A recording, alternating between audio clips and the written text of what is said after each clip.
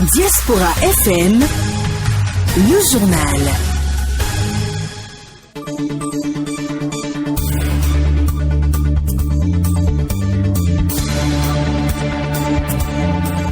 Bonsoir à toutes et à tous, mesdames, messieurs. Merci d'être fidèles au programme de l'information de la 102.3, les titres du journal.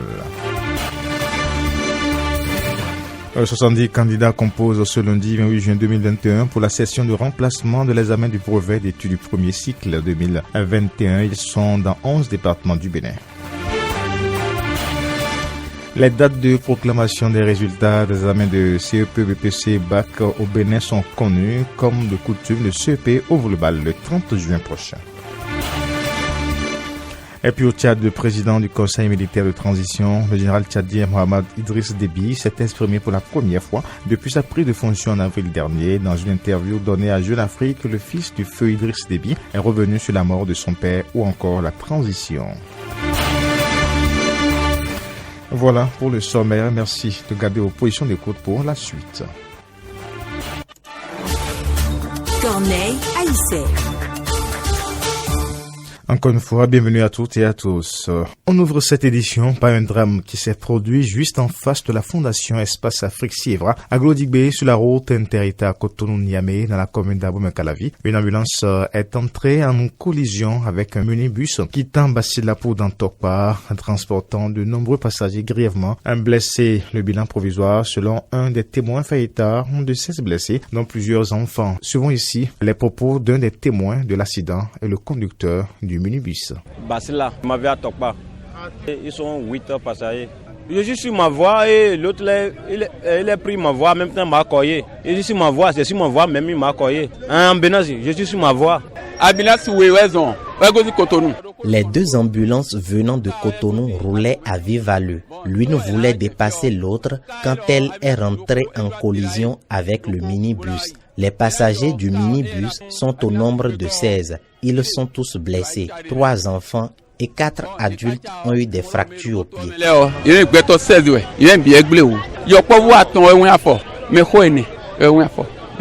La session des malades pour le compte de l'examen du brevet d'études du premier cycle BPC a démarré sur toute l'étendue du territoire national. Ce lundi, dans le département du littoral, c'est le collège d'enseignement général Sainte-Rita de Cotonou qui a abrité cet examen avec la présence effective des 5 candidats attendus. Je vous propose de suivre un extrait des propos du chef centre au micro, le Diaspora FM de Samson Oké. On attendait 5 candidats. Les 5 sont tous là. 3 pour l'option MC, 2 pour l'option ML. Donc on a 100% de présents par rapport à ceux qui sont attendus. À 8 heures, on a commencé effectivement avec l'épreuve de la communication écrite. Et je pense qu'à voir l'état de mes candidats, physiquement, je pense qu'ils vont finir le BPC. Au CEG Sainte-Rita, ce sont les candidats du département du littoral. Uniquement. C'est pas comme le bac où c'est le national, où le BPC c'est départemental. Aux parents, je dirais de se tenir tranquille. Toutes les dispositions sont prises pour que les enfants finissent dans de très bonnes conditions. L'infirmière est en même temps avec nous ici et je pense qu'il n'y aura rien pratiquement.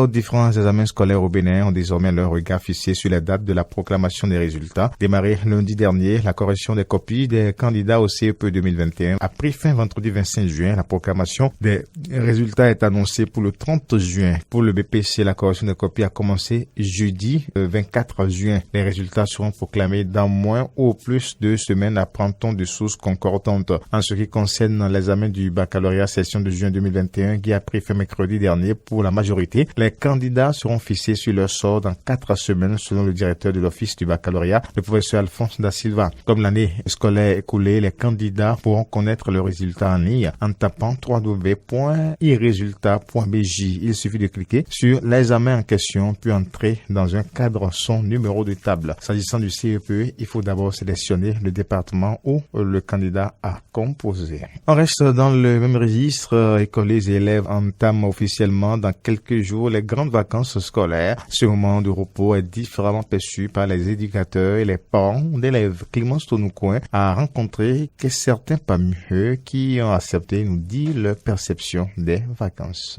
Après 9 mois de dur labeur, écoliers et élèves partent bientôt en vacances. Pendant environ 2 mois et demi, ils vont se séparer de l'école, des cahiers et des livres pour vivre des moments de repos et de nouvelles expériences. Pour les éducateurs, ce temps ne doit pas être entièrement un temps de loisir. Ils ont 1 mois pour se défouler. Prenons par exemple les vacances qui commencent le 1er juillet cette année. Ils ont pratiquement le mois de juillet, pour se détendre, laisser les documents de côté, parce qu'ils ont passé une année dans un travail intellectuel un peu fatigant pour laisser la mémoire se reposer. Après ce temps, nous avons 1 mois où les enfants commencent par se préparer pour la rentrée. Il s'agit du mois d'août. Et vous allez voir, pour la plupart du temps, des cours de vacances sont programmés pendant le mois d'août. Ces cours de vacances servent à quoi? À préparer l'enfant pour bien démarrer l'année scolaire prochaine, tout au moins le premier mois, le premier trimestre, parce que si l'enfant commence une nouvelle année avec de bonnes notes, c'est un bon départ pour lui. Au cours des vacances, les enfants s'épanouissent. Ils vont chez les oncles, ils vont chez les tantes, ils voyagent. Certains réservent les vacances pour les activités de loisirs. Et pendant les vacances aussi, on organise d'autres activités comme les cours de vacances ou les cours de renforcement. Ces cours de renforcement souvent sont réservés aux futurs candidats. Vous savez, les enfants d'aujourd'hui, si vous les laissez trop, ils oublient. L'amusement a pris le pas chez certains. On ne peut pas occuper l'enfant durant toutes les vacances. Il faut lui laisser un laps de temps pour qu'il se repose. Parce que le cerveau aussi a besoin de repos. Mais il y a certains parents aujourd'hui qui ne laissent pas les enfants se reposer. Pour les parents d'élèves, c'est le moment d'occuper les enfants à d'autres activités puisque la cherté de la vie ne leur permet plus d'envoyer les enfants en vacances en dehors de la famille. À cause de la cherté de la vie, les enfants sont devenus un poids pour nous. Avant, quand les enfants sont en vacances, on est fiers de les envoyer ailleurs chez les parents ou bien chez des amis pour aller passer les vacances. Mais par rapport à ce qui se passe aujourd'hui, nous-mêmes, avec ce que nous endurons, on ne peut plus envoyer son enfant quelque part pour dire bon, on va passer 1 mois, bien 2 semaines avec un parent. Non. Donc vraiment, c'est un peu compliqué. Quand on dit vacances, on dit repos, mais qui a dit repos n'a pas dit d'abandonner le cahier. Il y a un temps pour les jeux, il y a un temps pour encore faire les révisions. Et c'est d'ailleurs même à cause de ça, les enseignants organisent des cours de vacances pour que les enfants ne désapprennent pas. D'ailleurs, moi, je suis un boucher de carrière. Je vends la viande. La matinée, tout le monde est à la boucherie avec moi. On travaille avec moi jusqu'à 15h. À 15h, je leur donne le repos. Ils vont à la maison. Ils se reposent et à 16h, ils vont se livrer au jeu. Et à 18h, tout le monde est à la maison. Aujourd'hui, il faut profiter des vacances. Donner aux enfants, pendant les vacances, l'occasion de se reposer, mais aussi d'apprendre à faire un petit quelque chose. Pas les envoyer pour faire des jobs, nécessairement, mais d'apprendre à faire un petit métier pour développer leur intelligence. Le temps aussi que ça les aide, un temps soit peu, parce que l'avenir aujourd'hui est un peu, je vais dire, pas obscur, mais un peu difficile. Quand ils auront leur diplôme, tout ce qu'ils auront à développer comme petit apprentissage pendant les vacances pouvait les aider en son temps. Pendant que la petite école va dormir, des lunes tout entières, nous souhaitons de très belles vacances aux écoliers et élèves. La conférence internationale de l'Église du christianisme céleste a organisé une messe d'action de grâce en l'honneur du pasteur prophète fondateur de cette confession religieuse. Elle fait suite à une veillée de prière qui s'est déroulée sur la paroisse Sainte-Famille de Kokokodji et qui vise l'union entre les fidèles célestes. Les précisions avec Carole Olaye. Ce culte d'action de grâce en l'honneur du fondateur de l'Église christianisme céleste vient marquer un nouveau départ au sein de cette communauté religieuse, celui de l'unité, de la consolidation et de l'entente entre les fidèles. Organisée par la Conférence internationale de l'Église du christianisme céleste, CIECC, cette messe a été le fruit d'une révélation spirituelle qui marque également la relance des activités de cette structure dirigeante de l'Église. Nous voulons l'unification de l'Église, l'unité, vous comprenez? Parce que Dieu a voulu que nous soyons toujours un. Et le PPF, le pasteur, prophète fondateur, aussi a voulu que nous soyons un. Et donc, il a quitté ce monde, mais il vit toujours parmi nous. Donc, si on se souvient de lui, à une semaine de notre fête d'action de grâce, ce que nous soyons un. Nous avons une multiplicité de pasteurs dans le monde. Il y a beaucoup de pasteurs. Et alors que le prophète pasteur avait demandé de son vivant que son église n'aura qu'un seul pasteur et comme le pape. Donc c'est la raison pour laquelle nous souhaitons que toutes les voix puissent parler ensemble, que l'Église puisse redevenir une, comme au temps du prophète pasteur Oshofa.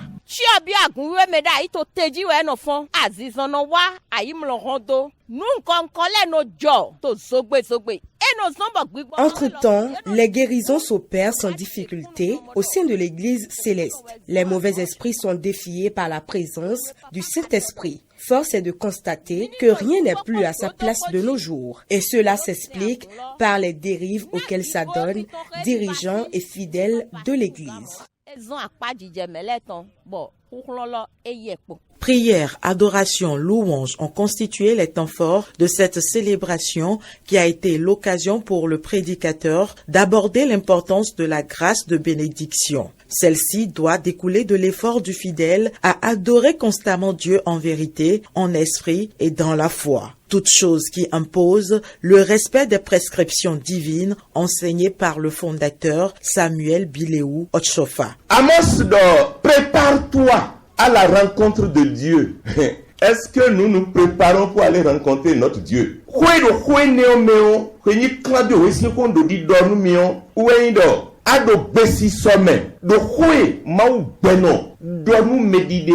C'est la sanctification ça.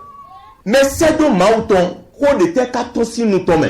Était Maouton, papa, chauffeur de Godrossi, Zouboua, mais pendant 3 mois, vous n'avez pas été là. Et pourquoi vous rejetez ça là du revers de vos mains? Plusieurs actions sont prévues dans un futur proche par la Conférence internationale de l'Église du christianisme céleste visant le mieux-être des fidèles célestes dans le monde entier. Il s'agit entre autres de la construction d'un grand hôpital de référence. Les membres de la commission interministérielle de lutte contre l'abus des stupéfiants et substances psychotropes étaient sur Café Média ce vendredi 25 juin. Avec eux, il a été question des causes du regain de la consommation de la drogue chez les jeunes. Ils sont au micro de Diaspora FM. Il y a le mimétisme, c'est-à-dire j'ai vu d'abord la mauvaise compagnie, j'ai un ami qui consomme la drogue, il me traîne, je suis. Il y a le fait que nous les parents, nous ne surveillons pas assez nos enfants, qui sont ceux qu'ils fréquentent, qui sont ceux qui les fréquentent. Entre l'école et la maison, qu'est-ce qui se passe en aller au retour? Durant notre absence à la maison, qu'est-ce qui se passe? Tout ça là, c'est rangé dans les causes qui conduisent nos enfants vers la drogue. Il y a aussi les parents qui se séparent, les séparations entre parents. Au Bénin, ce que nous essayons de faire, c'est que nous luttons avec le SILAS, qui est le comité interministériel. Je rappelle que dans ce comité, il y a 16 ministères. Donc, nous avons 3 axes de prise en charge. La réduction de l'offre, et c'est ce qui fait que vous voyez tous les jours pratiquement à la télé, saisie de telle quantité de drogue, telle personne interpellée, etc. Nous avons également la réduction de la demande. La demande, c'est la prise en charge des consommateurs, donc prendre soin de leur état de santé. Et de plus en plus, il y a les risques liés à cette consommation et nous allons également dans la prise en charge des risques.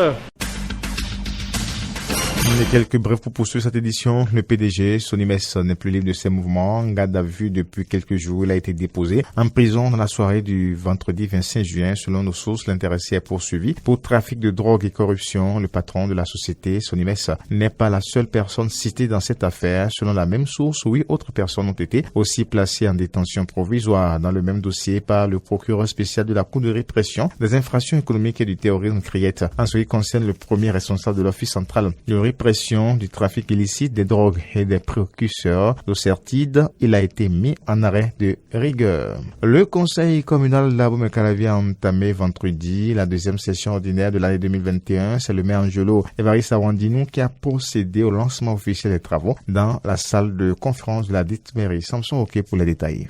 Ils sont 31 conseillers communaux sur les 49 que compte la commune d'Abomey-Calavi à répondre présent à l'appel du maire Angelo Évariste Awandino. À l'entame des travaux pour le compte de cette deuxième session ordinaire de l'année 2021, la première autorité communale a rappelé les résultats attendus à l'issue de ces assises. Qu'ils vous souviennent que le compte administratif gestion 2020 de notre commune que nous avions adopté lors de notre dernière session extraordinaire du 27 mai 2021 dernier a dégagé un résultat comptable d'une valeur de 161 552 965 francs.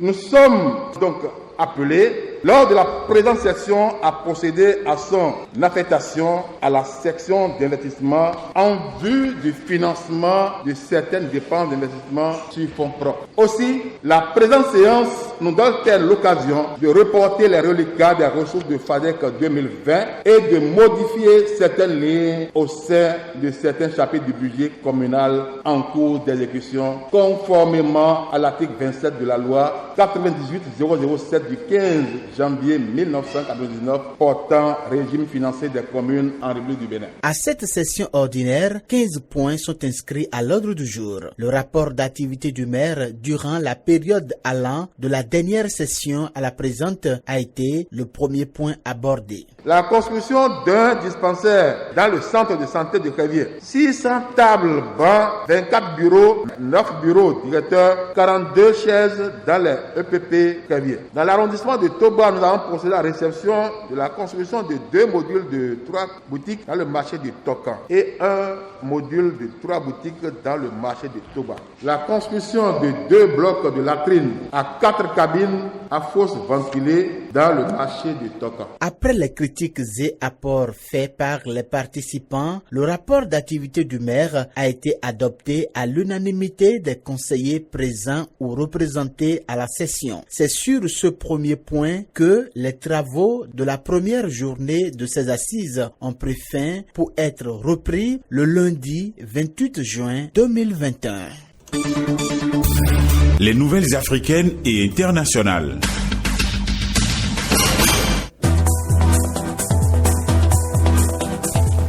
Au Tchad, le président du Conseil militaire de transition, le général tchadien Mohamed Idrissou Déby, s'est exprimé pour la première fois depuis sa prise de fonction en avril dernier. Dans une interview donnée à Jeune Afrique, le fils de feu Idriss Déby est revenu sur la mort de son père ou encore la transition. À l'en croire, la transition est devenue militaire parce que le président de l'Assemblée nationale, à qui revenait le pouvoir, a refusé de prendre cette charge, insiste Mohamed Idriss Déby, qui refuse toute comparaison avec le putsch militaire au Mali.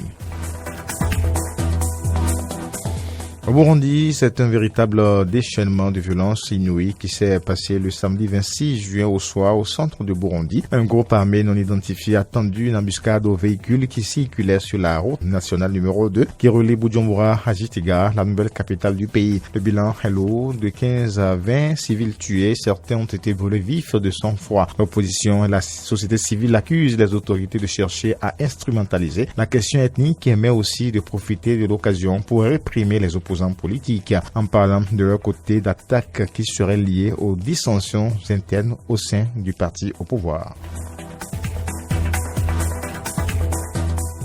Et toujours en interactualité, les États doivent cesser de nier le racisme et commencer à le démanteler, a exhorté lundi Michelle Bachelet, autre commissaire de l'ONU aux droits de l'homme, quelques jours après la condamnation aux États-Unis du policier qui a tué George Floyd. Le Haut Commissariat a également examiné 190 cas de décès d'Africains ou de personnes d'ascendance africaine au contact avec les forces de l'ordre. Le statu quo est inacceptable, conclut Michelle Bachelet dans son communiqué appelant à des mesures immédiates et transformatrices. Des frappes américaines meurtrières ont été portées dimanche contre des milices pro-iraniens en Irak et en Syrie en riposte à la multiplication des attaques de drones contre leurs intérêts en Irak. Ces frappes ont visé des centres opérationnels et des dépôts d'armes situés dans 2 endroits en Syrie et dans un endroit en Irak, selon le Pentagone. Le Premier ministre irakien Mustafa al-Kazimi a dénoncé lundi ces raids, estimant qu'il s'agissait d'une violation flagrante de la souveraineté de son pays.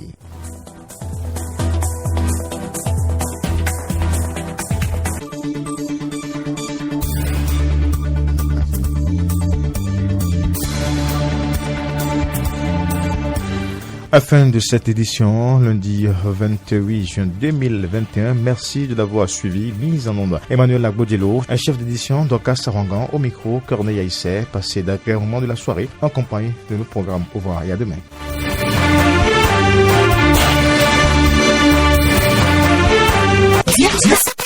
Vous nous avez fait confiance.